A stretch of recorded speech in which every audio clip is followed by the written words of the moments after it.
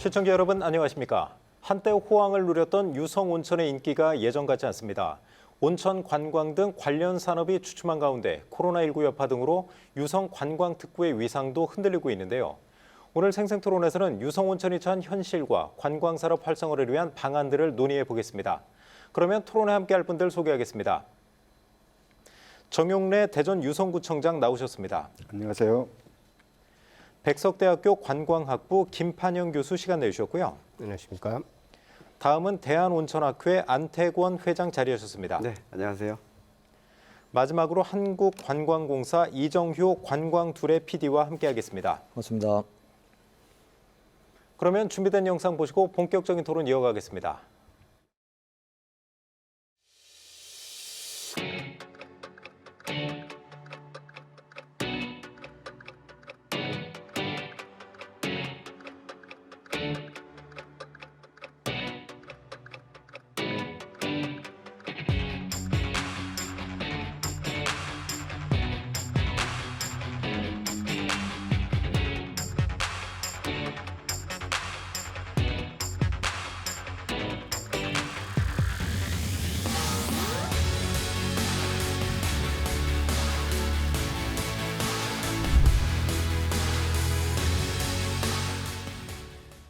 자, 대전 유성은 이제 국내 1호의 그 관광 특구로서 이제 오랜 역사를 자랑하는 우수한 온천을 갖고 있는데요. 먼저 유성 온천의 특징을 좀 알아보겠습니다. 정용래 유성구청장 나오셨는데요. 구청장님, 그 유성 온천하면 다른 온천하고 비교했을 때 어떤 특징이 좀 있는 건가요? 아마 다른 지역하고 비교를 하자 그러면 도심 속에, 도심 한가운데 위치해 있다 이렇게 볼 수 있을 거예요. 물론 이제 아산이나 이런 데도 뭐 이렇게 신도심 되면서 그럴 수 있지만 보통 예전에 유성 온천이나 다른 지역 온천 보면 도심에서 좀 떨어진 지역 이러잖아요. 그래서 거기에 온천 힐링하러 간다. 그렇죠. 차를 타고 가야 되는데 이제 유성은 대전 시민들이면 지하철 타고 와도 되고 또 인근의 주민들은 걸어서도 가고 직장인들도 끝나고 할 수 있고 도심 한가운데 위치해 있다고 하는 것이 그게 좀 특징일 거고 그리고 이제 유성 온천은 이 수량이 부존량이 굉장히 많아요. 아, 그래요? 전국에서 제일 1만 톤, 하루 1만 톤 정도가 생산되기 때문에 이게 다 소비가 안 돼요. 그 정도로 이제 부존량이 풍부한 도심 속에 있는 온천이다. 이렇게 말씀드릴 수 있겠습니다. 그 부존량이 많다는 거는 뭐 그만큼 오랫동안 이제 온천을 유지할 수 있다는 점이 좋은 건가요? 아니면 뭐 굳이 그 수돗물이나 다른 걸 섞을 필요가 없이 순수한 온천물로 쓸 수 있다. 그런 점이 좀 중요한 건가요? 오랫동안 이게 유지될 수도 있지만 또 이제 한 가지가 그렇죠. 이제 다른 거하고 다르게 온천수 자체로만 여러 가지 이제 탕수나 이런 걸 좀 활용할 수 있고 그 외에도 이제 그 온천수를 활용해서 여러 가지 관광 상품화할 수 있는 그런 좀 여유도 있지 않을까 싶습니다. 알겠습니다. 그 안태권 회장님도 이제 나오셨는데 사실 그 천안 한방병원 원장이시면서 대전대학교 또 온천 관련해서 이제 연구 많이 하시잖아요. 온양온천 쪽만 좀 아시는 줄 알았었는데 그 유성온천의 특징, 우수성에 뭐 어떤 게 있을까요? 그 역사적으로도 보면 이제 백학의 전설을 가지고 있는 이제 유성온천은 삼국시대 이전으로도 이제 올라갑니다. 아, 그렇게 역사가 긴가요? 예. 그리고 이제 그래서 이제 그 여기에 유성에 저도 이제 그 고향이 이제 대전이지만 학할이라고 해서 학이 내려온 곳이라고 하는 이제 이런 이제 그 지명도 있죠. 근데 문헌상으로도 나타난 거는 그 동국 여지 승남이라고 하는 데서 태종 그러니까 조선의 태조가 뭐 계룡산에 와서 이쪽에서 이제 온천을 즐겼다라고 하는 얘기도 있어요. 근데 1920년대부터 시작해서 이제 온천이 유성 온천이 본격적으로 이제 개발이 됐는데 아까 구청장이 말씀하셨듯이 우리나라 최대의 용출량을 가지고 있습니다. 그래서 이제 이런 그 단순천이긴 하지만 이 규소라고 하는 실리카 성분이 들어 있어서 이 피부를 아주 피부 장벽을 좋게 해줄 뿐만 아니라 그러니까 피로 회복에도 아주 좋은 이런 성분을 가지고 있는 그 온천이라고 할 수가 있어요. 그래서 이게 최소한 이게 25도부터 한 53도까지 용출되기 때문에 아주 이 다양한 피부 질환에서 그다음에 용출량이 충분해서 산업적으로도 충분히 활용한 온천이라고 할 수가 있습니다. 회장님, 그 지금 말씀하신 부분이 이제 온천수의 전체적인 효과를 말씀하시는 건가요? 아니면 그 중에서도 유성 온천에 좀 더 풍부한 성분이 있다든지 그런 게 있나요? 유성 온천의 이 풍부한 성분이 그렇게 이제 규소라고 해서 실리카 성분이 많이 그 이제 들어있는 피부에 좋다 이 말씀이시죠? 네, 그렇습니다. 예, 피부 염증에 좋기 때문에 아마도 이제 조선왕조에 있는 이제 왕들이 뭐 여러 가지 이제 피부 질환이 있었기 때문에 그 염증성 질환을 치료하기 위해서 아마 그 온양도 그렇고 아마 유성도 방문했었던 기록이 있었지 않았을까 지금 유추해 봅니다. 네. 저희가 이제 뭐 유성 온천이 단순히 이제 지역에 있어서 저희가 이제 좋은 말만 하는 게 아니고 이제 온천학회 회장이신데 안태곤 회장님. 네네. 그 과학적으로도 검증을 해서 그런 성분이 풍부하다는 게 이제 검증이 됐다 이 말씀이시죠? 아, 그렇죠. 그 유성의 이제 온천에 가지고 있는 이제 실리카 성분이라고 하는 건 이미 이제 임상적으로 많이 검증이 됐을 것뿐만 아니라 여기 이제 이 약 알카리성 성분이 우리 피부 장벽을 도와주기 때문에 네. 이 아마 온천에 가면 누구나 다 이렇게 이제 피부가 매끈매끈해질 거다. 뭐 이렇게 생각도 하시고 실질적으로 이제 온천에 가면 이제 그런 이제 피부가 아주 그 좋아지는 걸 느끼실 텐데 그런 것들은 과학적으로 이미 다 입증이 되어 있는 사실이라고 할 수 있습니다. 네. 그 피부에 관심 많으신 분들은 뭐 이번 이제 토론 보시고 주말에 한번 방문하셔도 좋을 것 같습니다. 그런데 이제 유성온천 예전에는 사실 북적북적 대고 뭐 관광지로도 인기를 끌었었는데 사실 7, 80년대 이제 신혼여행지로도 좀 인기를 끌었다고 들었었는데 요즘 현실을 보면 좀 그렇지 않습니다. 왜냐하면 이제 유서 깊은 그 호텔들이 점점 문을 닫고 좀 쇠락해 가는 것 같다 그런 좀 분위기가 있는데 구청장님께서 그 부분에 대해서 고민을 가장 많이 하시고 또 실태도 잘 아실 것 같아요. 일단 그쪽에 좀 실태를 짚어주시죠. 저희가 지금 이제 예전에 홍인호텔부터 해가지고 이제 아드리아 호텔, 네. 이제 리베라 호텔, 또 유성 이렇게 호텔도 최근에. 유성 호텔은 조금 다른 게 유성 호텔은 이제 폐업을 하겠다는 게 아니고 네. 시설을 확충을 하기 위해서 새로운 특급 관광 호텔을 만들기 위해서 예. 이제 그 기간 동안에 시설을 건축하기 위한 기간 동안에 휴업을 하겠다 이제 이런 계획을 가지고 있는 네. 거거든요. 그래서 거기는 조금 다른 얘기인데 대체적으로 유성 관광특구가 우리가 온천 지역 복명동 이론을 주로 얘기하는데 사실은 관광특구가 복명동 지역의 온천 지역하고 또 엑스포 공원에 있는 도룡동 지역까지가 같이 관광특구예요. 네. 충대 옆에 있는 궁동 오은동까지 해서 그 전체가 다 관광특구거든요. 최근에는 도룡동 쪽으로 조금 숙박 기능이 좀 옮겨졌다고 좀 볼 수 네. 있어요. 그래서 기존에 있던 오래된 그 숙박 시설들이 조금 이게 변화하는 트렌드에 맞춰서 그것도 좀 다시 재투자나 이런 것들이 좀 이루어져야 되지 않을까 하는 그런 생각들이 좀 있고 네. 이제 그런 것이 저희가 추진하는 관광 거점 사업 이런 거하고 연계되면서 민관이 같이 인프라를 좀 개선을 좀 해야 돼요. 네. 인프라도 개선도 좀 해야 되고 좀 시설들이 많이 낡았죠. 그렇죠.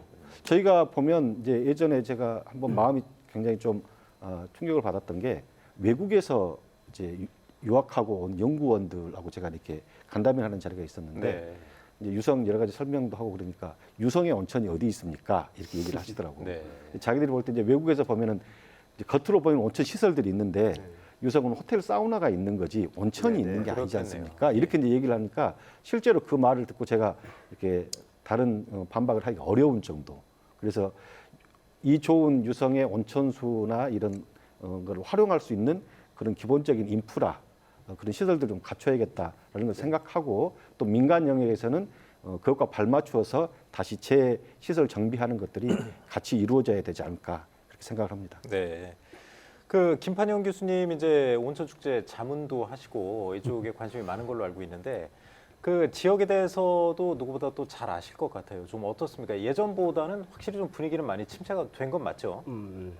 기존에 비해서는 우리 관광특구의 자체에 사람이 오지 않는다라고 해석할 수 있을지 모르겠지만 자, 이걸 보면서 다시 한번 빅데이터를 기반으로 분석을 한번 해보았습니다. 네. 그랬더니 실제로 방문객 수는 오히려 많이 증가하고 있는 것 같습니다. 연간 그래요? 약 우리 유성 구민을 제외한 나머지 외지인들이 방문하는 게 연간 5천만 명 정도 방문을 하고 있고 실제 21년도 대비 22년도라고 했을 때도 역시 12% 이상 크게 증가를 하고 있습니다. 네. 그렇게 본다 그러면 우리 유성구로 오시는 분들은 상당히 많이 증가하고 있다는 거죠. 다만 지금 말씀하시는 것처럼 온천 시설과 관련된 부분들이 폐업을 하고 있고 그와 관련된 시설이 조금 부족하거나 또는 사용하지 않는다는 겁니다. 네. 근데 이를 다시 한번 분석을 해봤더니 여기 찾아오시는 외래 방문객들의 약 20% 아니 20대와 30대를 분석을 해봤더니 이분들이 전체 방문객의 거의 50%를 차지하고 있습니다. 네.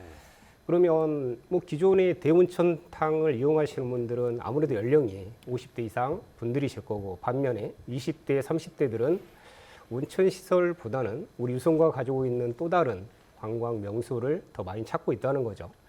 그런 측면에서 봤을 때는 관광 특구가 쇠락했다라고 표현하기보다는 네. 온천 이용객이 줄고 있다라고 보는 게 오히려 정확한 문제점 분석이 되는 것 같습니다. 네.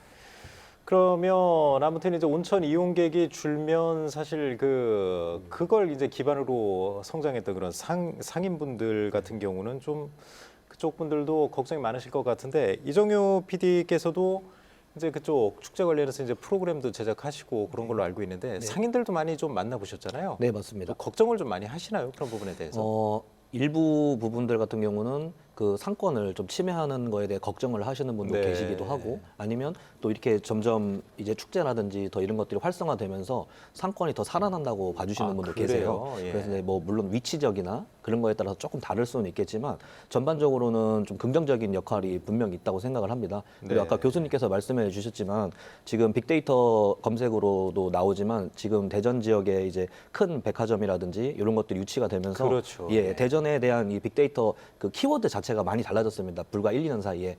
그래서 그런 부분들도 분명히 저희 상권들에는 분명히 효과가 있고, 그리고 주민들 입장에서도 굉장히 긍정적인 그 방향으로 가고 있다고 생각을 하고 있습니다. 네. 김판용 교수님 이제 조금 전에 말씀을 하셨어요.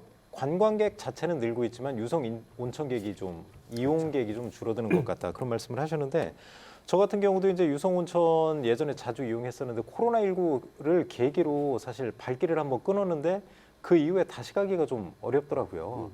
그래서 그 관광 자체의 그런 추세 자체가 좀 변하고 온천 자체의 그 문화가 좀 줄어드는 거 아닌가, 그런 생각이 드는데 안태곤 회장님은 네네. 좀 어떻게 보세요? 그런 게 전체적으로 다 나타나죠, 우리나라에서? 네. 뭐 전반적으로는 온천에 대한 이런 그 관광객이라든지 온천만 즐기는 관광객들은 이제 실적으로 줄고 있어요. 네. 근데 이제 온천을 겸해서 뭐 그 다른 이제 관광을 같이 하는 이제 관광객들은 이제 늘고 있죠. 특히 부곡 같은 데도 상당히 좀 어려웠긴 했는데 스포츠 시설들이 같이 겸하면서 이제 늘어나고 있거든요. 네. 근데 이제 이 온천, 그러니까 유성 온천에 있어 쇠락을 여러 이제 분야에서 이제 원인을 찾고 있는데, 저는 이제 온천의 그런 그 발전의 그 단계에서 그 유성 온천이 조금 이제 뒤떨어져서 이제 그렇다고 좀 봅니다. 그래서 온천을 외부적인 요인으로 이제 보자면 이제 유성 온천은 이제 1세대 온천이라고 하거든요. 네. 이제 동네 온천이라든지 아니면 유성 온양 온천이라든지. 근데 대부분의 이런 온천들은 지금 쇠락의 길을 걷고 있어요. 왜?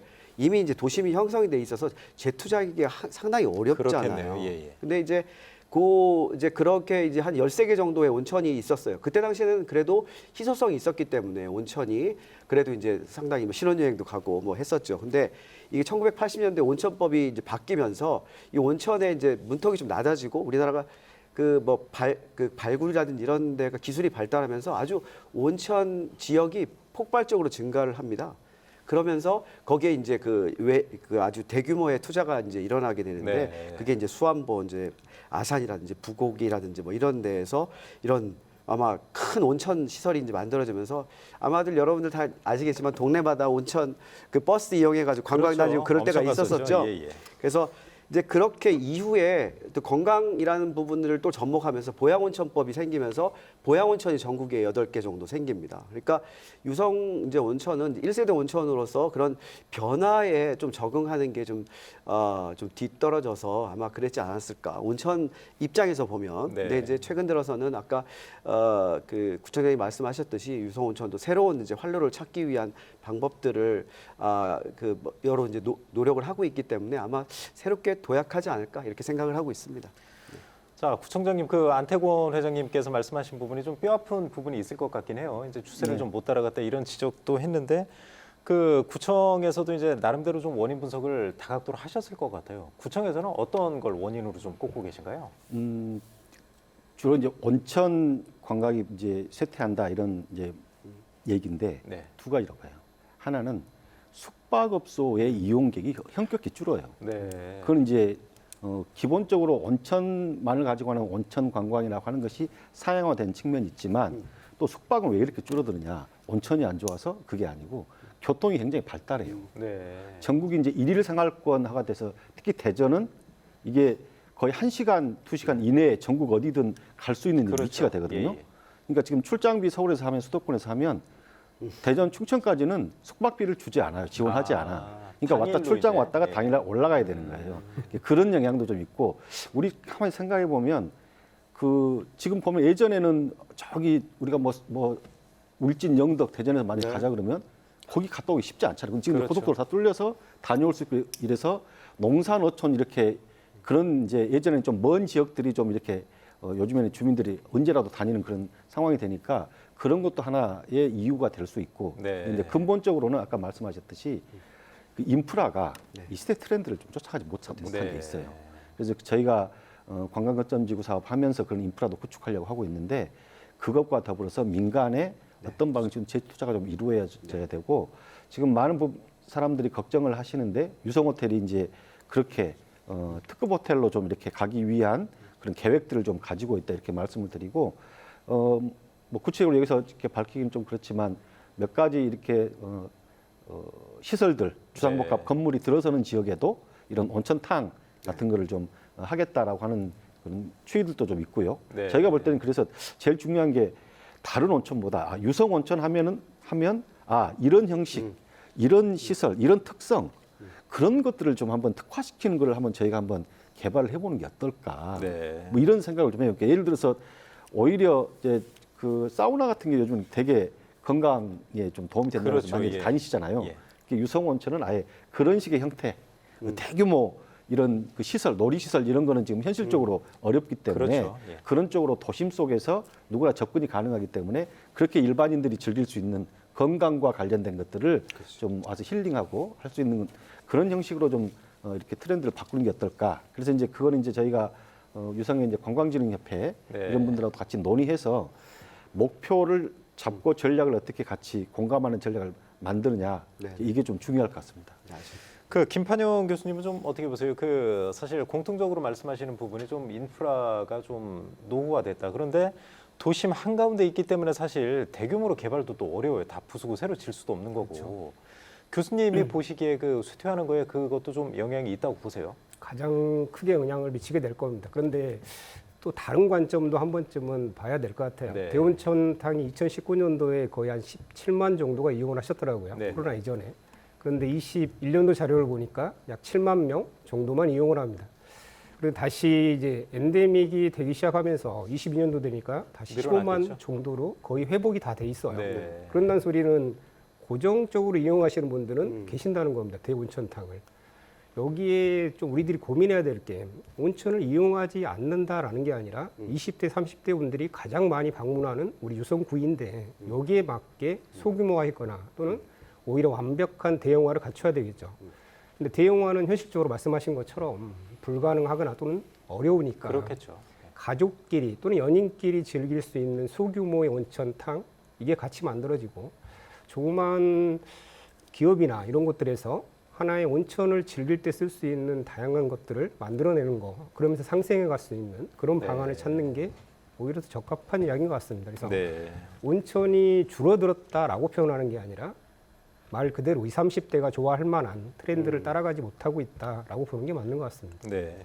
이정효 PD께서는 어떻게 온천을 평소에 좀 즐기세요? 어떠세요? 저도 아까 말씀하셨던 그 유성 호텔을 좀 자주 이용하는 편이었습니다. 네. 저도 목욕도 하고 그 식당도 많이 이용했었는데 뭐 당연히 뭐 아시는 내용이지만 뭐 약간 목욕탕에 가까운 네. 느낌을 가졌긴 해서 저도 목욕탕으로서 많이 이용을 했었고요. 그리고 지금 같은 경우는 뭐 아무래도 코로나 이후에는 많이는 이용을 못 하고 있는 상황입니다. 그렇겠죠. 그런 부분이 좀 쇠퇴한 축이라고도 좀 생각하시나요, 그럼? 네, 맞습니다. 그렇고 아까 교수님께서도 말씀하셨지만 지금 저희 같은 경우는 온천수의 이 기능이라고 해야 될까요? 온천수의 성분 같은 것들이 굉장히 좋고 수량도 많고 하는 그런 자원적인 요소를 갖추고 있다고는 생각을 하는데 아까 말씀하신 대로 그 흐름을 많이 따라가지 못하는 부분이 있었다고 생각을 하고 있습니다. 그 부분에 있어서도 저희가 이제 처음 특구로 지정됐을 때가 90년대인데 90년대하고 2000년대하고 2010년대하고는 사람들의 여가라든지 문화 예술에 대한 인식 자체가 엄청난 속도로 발전이 그렇죠. 됐기 때문에 예, 예. 사실 그 시설이나 기반이 따라가기에는 뭐 저희가 아무리 유성에서 의지가 있었어도 그걸 따라가는 속도를 맞추기는 굉장히 어렸을 거라고 네. 생각을 합니다. 근데 굉장히 저는 이제 주민들과 같이 소통하면서 있는 입장에서 긍정적으로 생각하는 부분은 지자체라든지 기타 주변에서 굉장히 많은 관심과 또 자원들이 굉장히 산재해 있다는 게 굉장히 장점이라고 생각을 해요. 다만 이제 그 부분을 어떻게 이제 묶어서 어떻게 이제 끌어낼 것인지가 아직까지는 좀 해결을 하지 못한 부분이라고 생각을 하는데 그 부분에 있어서는 지역에 계시는 주민분들과 함께 충분히 컨텐츠나 개발을 할 수 있지 않을까 생각하고 있습니다. 네. 뭐 지난해 하반기부터였던 것 같습니다. 이제 유성온천이 좀 쇠퇴한다. 그리고 대형 호텔들이 이제 폐업하는 얘기가 뭐 계속 나오면서 좀 위기감이 컸던 것 같은데 그렇기 때문에 이제 유성구에서도 올해 이제 유성온천문화축제를 아주 야심차게 준비한 걸로 알고 있습니다. 다음 달 12일 개막하는 걸로 알고 있는데 구청장님 그 준비 상황은 좀 어떻습니까 지금까지? 예, 지금 말씀하신 대로 12일부터 14일까지 이제 3일간 하고 흔히 말하면 코로나 이후에 처음 이제 제대로 한번 해보는 한 4년 네. 만에 제대로 한 축제가 될 거예요. 그동안 좀 축소가 많이 됐었잖아요. 그렇죠. 축소했었고 거의 이제 분산 아주 소규모로 분산해서 했기 때문에 뭐 예산도 뭐 훨씬 더 작은 예산으로 좀 하고 이랬었는데 금년에는 이제 뭐 개막식부터 또 이제 거리 퍼레이드 또 이렇게 온천수를 이용한 뭐 물총 대첩 이런까지 이제 여러 가지 것들을 예전 수준에 맞춰서 하는데 이제 금년에 제일 중요한 게 안전하게 해야 된다. 네, 요즘 그렇죠. 이제 여러 가지 사회 재난 같은 게 좀 우리 사회에 있어서 그걸 안전하게 어떻게 할 거냐라고 하는 안전관리 계획을 좀 철저히 수립하고 또 여기에 지금 특히 이제 젊은 대학생들도 좀 같이 참여하고 네. 주민도 같이 참여해서 민관이 함께하는 그런 축제를 좀 만들어 보려고 계획을 하고 있고요. 그게 이제 또 유성이 가지고 있는 여러 가지 장점들을 좀 살릴 수 있는 것들 좀 생각을 해보고 있고 특히 대덕 특구가 생긴 지 지금 50주년 됐거든요. 그렇죠. 올해가. 올해. 그래서 예. 이제 그 대덕 R&D 특구 유성의 이런 과학자와 과학기술의 이런 것들을 변천사를 이렇게 좀 보여주면서 이것도 좀 홍보하는 그런 것도 좀 같이 하려고 생각하고 있습니다. 네. 뭐 좋은 말씀 해주셨는데 저도 이제 좀 과거 몇 번 이제 축제를 갔었거든요. 그래서 이제 구청장님이 한번 좀 해주시는 거 보고 이번에 갈까 말까 한번 결정을 해보려고 하는데 한번 이런 프로그램 아주 좋다. 몇 개만 한번 소개를 해주시죠. 아까 말씀드렸듯이 그 거리 퍼레이드를 이제 새롭게 하는데 예전에는 이제 저희 지역에서 이제 뭐 동별로 이렇게 쭉 나와서 이렇게 퍼레이드하고 있거든요. 네. 그러지 말자. 그렇게 하는 것보다 유성의 특성을 담아서 하자. 그러니까 유성이 아까 말한 대로 온천 문화축제이기 때문에 온천의 어가 행렬도 좀 있어야 될 거고 재밌겠네요. 그리고 예. 국방이 있으니까 국방의 요소도 좀 넣고 네. 또 과학이 있으니까 과학과 관련된 요소도 넣고 젊은 대학생들이 많기 때문에 이 대학교에서 각각 참여해서 그런 요소도 좀 넣고 그래서 이게 유성의 특징 온천과 과학과 젊음과 국방과 또 농업 도농복합이기 때문에 이것들이 테마적으로 이렇게 하나씩 들어가는 그런 거리 퍼레이드가 펼쳐질 거고 개막식 공연 때는 아마 충청권에서는 처음으로 가장 큰 드론 라이트 쇼를 네. 하게 됩니다. 물론 이제 드론 쇼 가끔씩 보셨을 거예요. 근데 이제 저희가 기존에 보셨던 드론 쇼보다 한 단계 업그레이드된 드론 쇼를 좀 보여드릴 생각이고 그 드론을 이용해서 불꽃 놀이도 같이 하는 그렇게 되기 때문에 그것들 보시면 좋고 특히 이제 젊은 분들이나 이런 분들은 물총 대첩, 뭐 DJ 파티 뭐 이런 거 하거든요. 유성 온천수를 활용해서 그래서 그런데 같이 참여하면서 즐길 수 있는 것들이 특별히 좀 많은 프로그램들이 기획돼 있다 이렇게 생각하시면 될 것 같아요. 그럼 지금 말씀하신 부분 중에서 이제 젊은 층도 좀 관심 있을 만한 프로그램이 많은 것 같아요. 그러면 뭐 20, 30대, 20대 아니면 대학생들까지도 충분히 좀 즐길 수 있는 건가요? 그럼요. 일단 그 각 대학별로 해가지고 3개 대학 정도가 나와서 같이 참여해서 퍼레이드도 할 것이고 네. 뭐 경연 대회도 같이 하고 그리고 이제 젊게 아까 말한 그 DJ 파티 같은 거는 거의 젊은층들이 그 주류를 이루어요. 네. 그래서 유명 DJ들 이렇게 와서 할 거고 또 물총 파티 같은 것도 하면 그런 거는 이제 가족 단위로 와서 좀 하거든요. 네. 부모들이 아이들 데리고 와서 같이 이제 물총 싸움하고 그러는데 예전에 했던 것보다 이번에는 조금 한 단계 업해서 아마 거리 전체에 아마 무대를 설치해서 예전에는 이제 차량 위에서 이렇게 좀 쏘고 뭐 이렇게 그렇죠. 하는 거였는데 그걸 좀 크게 규모를 좀 확대하고 이렇게 할 생각이어서 아마 그럴 때 와서 보면 그 더위도 좀 요즘 굉장히 좀 빨리 더위가 찾아오잖아요. 그렇죠. 예. 더위도 좀 식히고 밤에는 뭐 이 현란한 조명 아래서 DJ와 같이 그럼 온천수를 활용한 그런 댄스 파티 이런 것도 즐길 수 있을 겁니다. 구청장님, 그 한 가지 좀 짚고 가고 싶은데 이제 지난해 그 이태원 참사 때문에 이제 인파가 많이 몰리는데 자녀들과 함께 가는 걸 좀 불안해하는 분들이 주변에 분명히 있단 말이에요. 그쪽 안전관리 쪽은 좀 어떤 식으로 하실 계획인가요? 저희가 그래서 아까도 말씀드렸듯이 네. 안전하게 이 행사를 마치는 게 제일 중요하거든요. 네, 네. 그래서 저희가 이제 경찰서 또 뭐 소방서 이런 데하고도 이미 협업 체계가 돼 있고 거기에 이제 각종 이제 뭐 우리 모범 운전자회나 또 안전관리 요원들이 별도로 모든 프로그램마다 다 배치가 됩니다. 거기서 와서 할 것이고 저희가 이제 이태원이라고 하는 거기는 이제 또 지형적으로 좀 이렇게 많은 사람이 몰렸을 때 이렇게 네. 협소해서 가져오는 그런 문제가 있었잖아요. 근데 저희는 이제 그런 것들 다 감안해서 그 넓은 지역에 그 프로그램마다 거기에 맞게끔 안전관리 대책을 수립하고 있으니까 안심하고 오셔도 뭐 즐기시는데 전혀 문제 없을 겁니다. 네.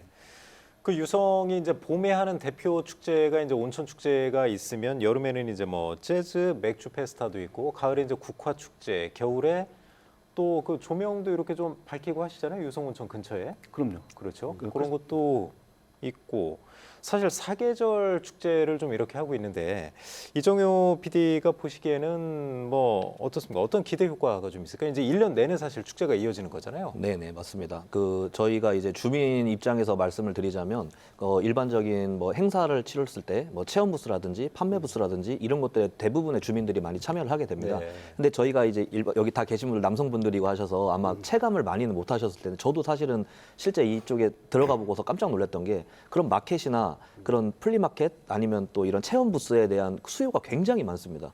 그리고 대전에서도 굉장히 사설로도 운영되고 상시 운영되는 곳들도 많고 그렇다 보니까 이런 자리들을 마련해 주신 것 자체가 주민들에게는 굉장한 그 수익 창출원이 될 수도 있고 네. 그리고 또 굉장히 큰 홍보 효과가 또 있습니다.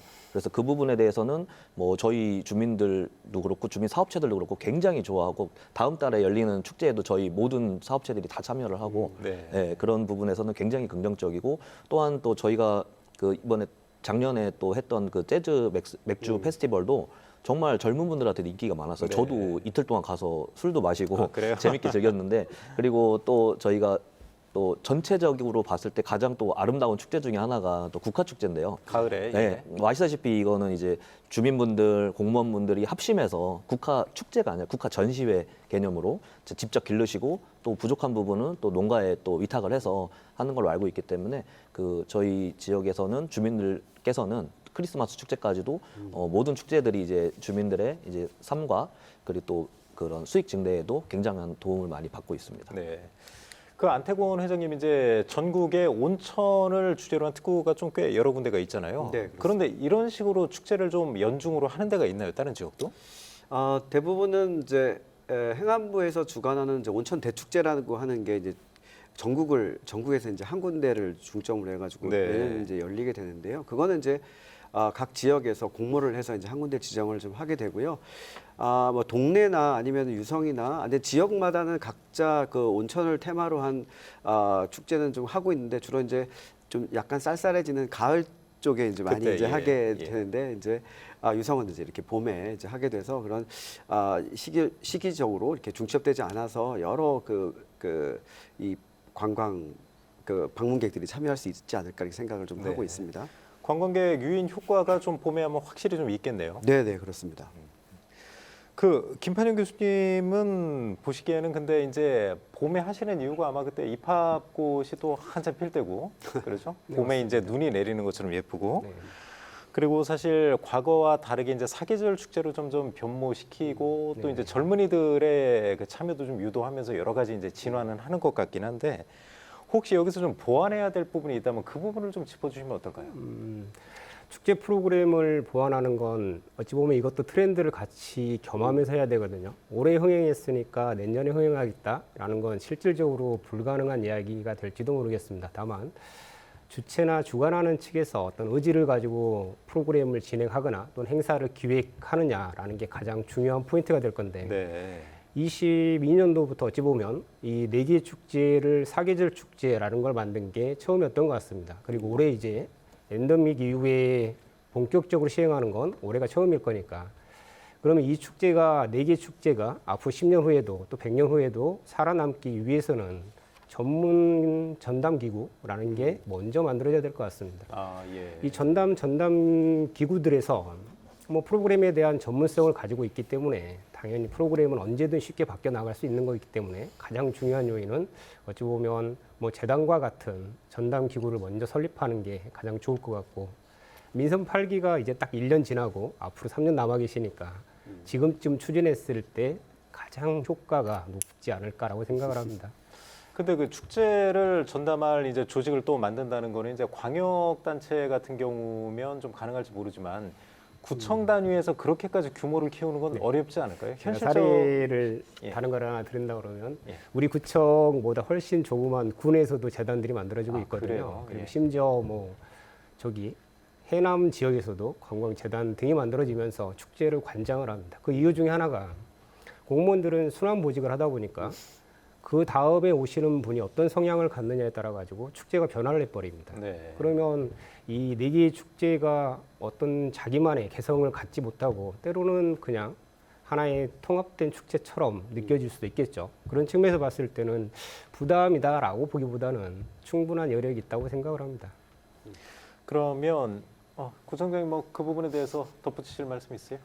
예, 저희가 지금 김 교수님 말씀해 주신 대로 이게 지금 축제만을 전담하는 그런 그 기구가 아니고 네. 문화와 관광을 같이 전담을 하는. 그러니까 지금 저희가 제가 사계절 축제로 이렇게 민선 7기 하반기에 전환해서 했던 게 그때 당시를 보면 코로나가 있어가지고 사실은 대규모를 못하게 그렇죠. 돼서 예. 그래서 이거를 이 예산이 잡히는 걸 분산해서 좀 쓰자라고 하는 것도 있었고, 더 중요한 게 관광 특구를 활성화시켜야 된다. 유성 관광 특구를. 근데 이러면 이런 축제처럼 이렇게 한 뭐 며칠 하는 이런 정도 가지고 관광 특구 활성화되기 어려우니 유성이라고 하는 도시에 가면 사계절 언제 와도 뭔가의 볼거리가 있고 거기 가서 즐길 거리가 있다. 이렇게 되는 게 중요한 것 같아서 그래서 이걸 4개로 좀 나누어서 봄에는 이번에 뭐 온천문화축제 하지만 사실 저희가 봄꽃 전시를 같이 하거든요. 네. 이건 이제 별도의 우리 공원녹지 파트에서 하고 있는데 5월 한 달 내내 봄꽃을 같이 키울 거예요. 아까 우리 그 입학꽃 얘기했는데 요즘 꽃축제 하는 데가 시기 잡기 굉장히 어려워요. 그렇죠. 이번에도 벚꽃축제 뭐다 하시는 망했다고 데들 다 어려울 텐데 네, 네. 저희도 입학꽃마저도 좀 그럴 수 있어서 저희가 아예 저희는 입학꽃이 좀 벌써 피기 시작했던데 좀 빨리 지더라도 우리 축제하는 기간 동안에는 봄꽃이 화려하게 그 지역에 펴 있을 거거든요. 이렇듯이 그런 부분들을 같이 좀 결합하고 가을에 또 한 달간 국가전시회 하면서 같이 결합하고 겨울에도 아까 말씀하신 대로 샹젤리제 거리처럼 그렇게 조명을 통해서 또 한 달 내내 밖에 나와서 볼 수 있는 것도 있지만 또 차 타고 가면서 거리 지나가면서 볼 수 있게끔 하고 하는 것들이 그런 것들이 필요하다 싶어서 저희가 그렇게 했고, 또 이제 그 5월하고 10월에는 그냥 그 봄꽃하고 국화만 전시되는 게 아니라 그 지역의 소규모 문화공연을 매일같이 할 거예요. 아, 예. 그래서 아까 말씀하신 대로 교수님 말씀하신 대로 그런 부분을 다 감당하기에는 공무원들이 그러면은 그걸 다 업무적으로 다 감당하기가 어려워요. 그렇겠네요. 또 네. 이어지기도 쉽지 않고 그래서 그런 재단을 만들기 위해서 저희가 지금 의회에 그 안이 좀 계획이 제출돼 있고 의회와 좀 상의를 하고 있는 중입니다. 네. 그래서 그게 빨리 마무리되면 재단을 통해서 그런 사업들이 훨씬 풍족하게 이루어질 수 있을 거라고 생각합니다. 알겠습니다. 뭐 유성 온천을 중심으로 한 축제는 이제 계속 발전하고 있고 앞으로도 계속될 것이다. 이렇게 좀 정리를 하겠습니다. 구청장님, 그러면 뭐 말씀하신 김에 이어서 해주시죠. 아무튼 첫 주제로 돌아가서 유성 온천이 좀 쇠락하고 있고 여기에 대해서 위기감을 좀 느끼는 분들이 있잖아요. 한번 유성 온천 제대로 다시 옛날의 그 영광을 되살려 보겠다 해서 구청에서 좀 그 집중적으로 좀 추진하고 있는 시책이라든가 앞으로 구상하고 있는 게 있으면 어떤 게 있을까요? 저희가 그 2019년, 20년도죠. 그때 저희가 관광 거점 지구로 선정이 됐어요. 네. 온천 관광 거점 지구. 네. 그래서 문체부에서 당시 전국에 있는 온천 지구 중에 한 군데를 선정을 해서 관광 거점 지구를 조성 사업을 공모를 했는데 유성이 선정이 됐거든요. 네. 그 사업들이 지금 문광부하고 거의 지금 협의가 다 끝나서 올해부터 이제 설계하고 공식적으로 이제 그 인프라 조성을 하는 사업이 들어갑니다. 260억 들여서 특히 온천로 주변 그 지역에 새로운 인프라를 구축할 건데 거기에 이제 아까 말씀하신 대로 와서 좀 가족 단위나 아니면 그냥 일반인도 좀 즐길 수 있는 힐링 테라피 뭐 이런 것도 좀 저희가 만들 거고 시설도 좀 개선하고 또 주차 문제 같은 것도 있잖아요. 어쨌든 그렇죠. 외지에서 오시는 분들 위해서는 주차 시설도 좀 넣을 거고 거기에 이제 뭐 여행 라운지나 체험 공간 뭐 이런 것도 좀 할 생각이고 아까 말씀드렸듯이 사계절 우리가 즐길 수 있는 그런 문화 그런 공연들이나 시설들을 좀 할 생각으로 저희가 뭐 버스킹도 할 거고요. 저희가 뭐 전통 문화 공연도 하고 특히 이제 지역에 있는 문화예술 단체들하고 어떻게 연계를 같이 할 거냐 그 부분이 굉장히 중요해서 그것도 저희가 지금 뭐 동아리들 또 예술 단체들하고 협력해서 그런 공연들을 좀 일단 시작을 했어요. 이것이 이런 공연들이 단지 그냥 구청 차원에서 그냥 이렇게 공모 사업 해가지고 하는 게 아니라 아까 우리 김 교수님 말씀해 주신 대로 재단을 통해서 이제 하나 연중 사업으로 네. 이렇게 가면 훨씬 좀 탄탄한 인프라가 구축이 되고 또 컨텐츠들이 좀 같이 들어오고 이러면 관광 특구로서의 기능을 좀 발휘할 수 있을 거고 그리고 아까 서두에 말씀드린 대로 유성 관광 특구가 온천지구만 있는 게 아니고 네. 도령동에 있는 그 엑스포 과학공원도 관광지구거든요. 그렇죠. 거기는 지금 조금 이 최근 들어서 활성화가 좀 돼가고 있어요.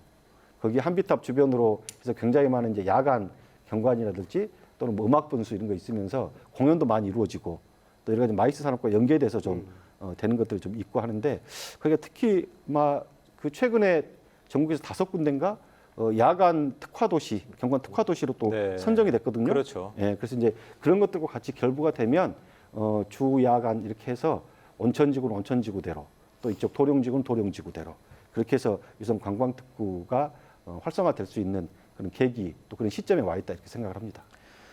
그 유성온천이 그렇게 이제 뭐 탈바꿈을 하려면 아무래도 이제 주민들의 참여, 지지가 좀 필수적일 것 같은데 이정효 PD께서도 이제 유성 쪽에서 요새 활동 많이 하시잖아요. 네.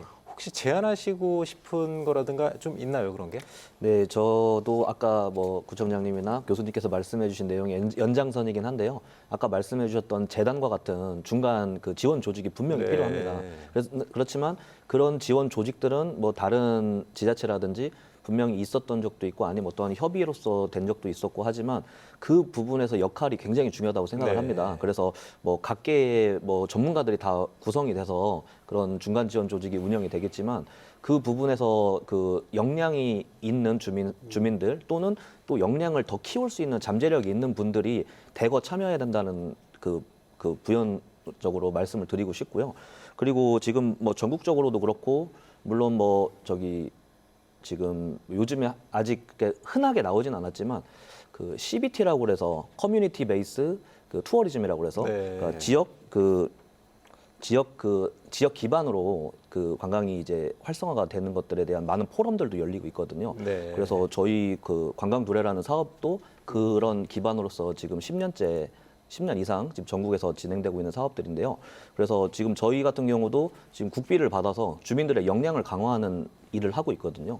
그래서 그런 다양한 자원들이 지역에 있는 자원들이 지역에서 또 내 지역을 위해서 힘쓸 수 있도록 그런 구조가 되면 그 자연스럽게 이제 컨텐츠들은 개발이 될 수 있다고 생각을 합니다. 네.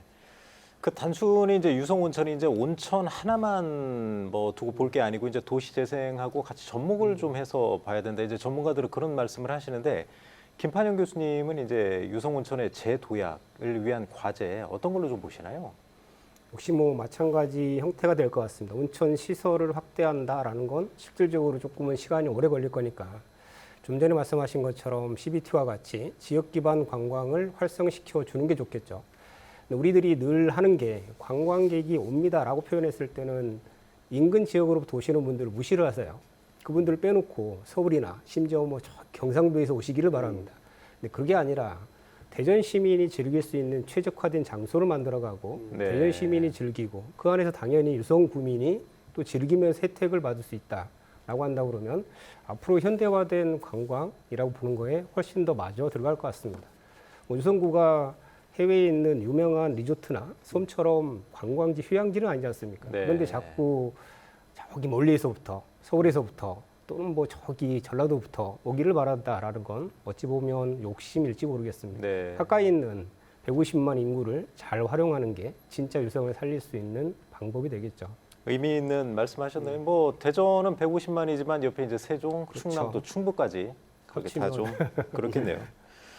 그 안태권 회장님은 이제 이 온천 문화 발전 그쪽에 네. 관심이 많으시고 특히 이제 건강하고 이제 온천을 네. 좀 접목하는 그런 연구도 많이 하시는 걸로 알고 있는데 네네. 그 유성온천의 제도약 그쪽 과제 좀 말씀을 네. 해주시죠.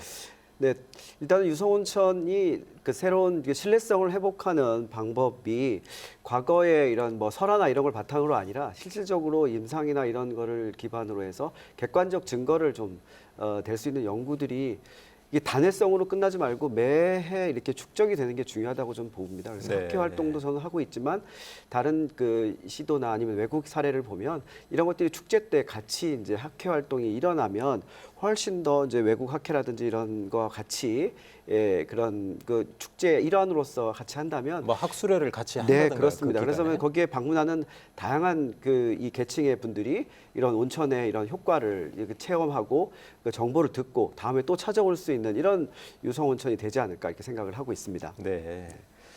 그 구청장님 근데 이제 말씀하셨지만 유성 관광 특구에 이제 유성 온천 쪽만 있는 게 아니잖아요. 근데 그렇죠. 이제 대전하면 노잼 도시다. 그리고 대전하면 방문하는 게 뭐 백화점 뭐 그 정도밖에 없다 이렇게 얘기를 하는데 혹시 그럼 백화점 빼고요. 또 유성 온천 빼고 유성구에서 좀 가볼 만한 곳이 있으면 좀 소개를 해 주시죠. 지금 노점도시 말씀하신 그 말씀하시기 전에 최근에 대전에 그로 발령 부임해 오신 모 기관장님이 저한테 한번 만나서 얘기할 기회가 있었는데 누가 대전을 노점도시라고 아, 하느냐. 자기 너무 즐겁다. 여기 와서 소소하게 볼 수 있는 곳이 굉장히 많다 이렇게 얘기를 하거든요. 네. 일단 뭐 다른 타 지역은 빼고 유성에서도 보면 저희가 이제 지금 현재보다 앞으로 더 이제 기대가 되는 지역인데 방동 성북동에서 수통골까지 이어지는 그 지역이에요. 네. 거기 지금 이제 숲체원이 있어서 그게 또 굉장히 좀 인기도 있고 하는데 제가 지금 방동 저수지를 저희가 그 주변을 관광 단지 비슷하게 이렇게 만들려고 네. 방동 수변 여가 공간 조성 사업이라고 하는 게 있는데 한 100억 가까운 예산을 들여서 저희가 음악 분수도 거기 설치하고요.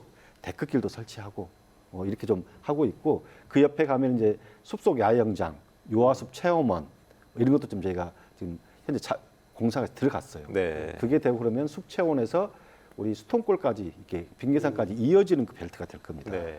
그러면 이제 그것이 하나의 치유의 공간, 또 힐링의 공간으로 활용이 될 수 있을 거라고 보고 그걸 아마 좀 기대를 해주시면 고맙겠고 또 하나가 이제 지금 그 한비탑 지금 광장 있잖아요. 네. 뭐 이건 제가 알려드리지 않아도 지금 이미 이용을 하고 있는 부분들인데 그 이제 아마 모르시는 분들은 많이 이용을 못 하시는 것 같은데 거기가 굉장히 야간 조명도 화려하고요.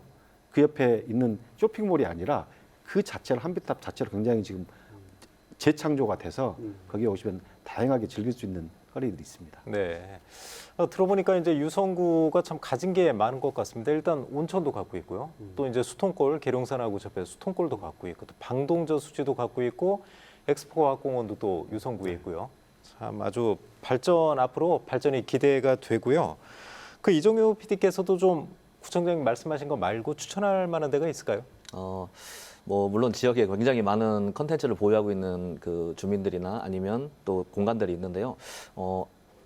정확하게 알려지지 않은 것 같아서 제가 얼마 전에 다녀온 그 신세계에 있는 안에 있는 아쿠아리움이 있습니다. 아, 예. 근데 그 부분이 저도 단순하게 그냥 수족관이라고만 생각을 했었어요. 네네. 근데 가봤더니 이곳은 그냥 수족관이 아니라 복합 문화 공간이었어요. 네. 그래서 미디어 아트도 하고 그리고 전시도 하고 그리고 또 그 희귀 어종들은 직접 수족관에서 기르는 것이 아니라 디지털화 시켜서 하고 네. 그래서 그곳이 지금 현재 대전광역시에서 지정하는 유니크 베뉴로 또 지정이 되어 있어요. 네. 그래서 그 시금도 가능하고요, 공연도 가능하고 그렇다 보니까 그런 공간들 거점 공간이 앵커 역할을 해서 그 공간이 있으면 저희 주민들도 그 곳에서 다양한 활동들을 할 수 있는 곳이어서 그곳을 한번 다음에 혹시나 가보신 분들 계시겠지만 다음에 가실 때는 그런 부분들을 좀 눈여겨 보시면 네. 그 작은 공간이지만 훨씬 더 크게 느껴지실 것 같습니다.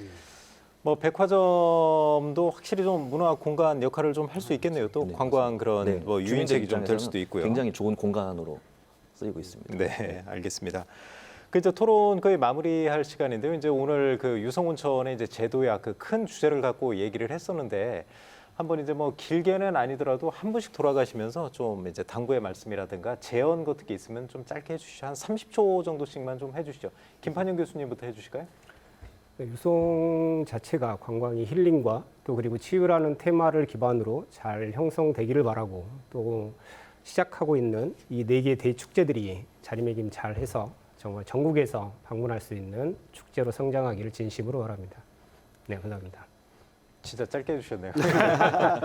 좀 더 길게 해드릴까요? 그럼 부총장님이 조금 더 붙여서 네. 조금만 길게 해주시죠, 그럼. 예, 아까 김판영 교수님이 중간에 말씀 주신 것 중에 하나인데 제가 이제 생각하는 게 유성 구민도 안 가는 장소면 거기에 다른 대전 시민도 안 올 거고 외지에서 올 일이 없죠. 그렇겠네요. 예. 1차 유성 구민들한테 좋은 문화 공간, 여가 공간, 힐링 공간을 어떻게 만들어 주느냐가 유성 관광특구가 살 수 있는 길이라고 생각을 해요.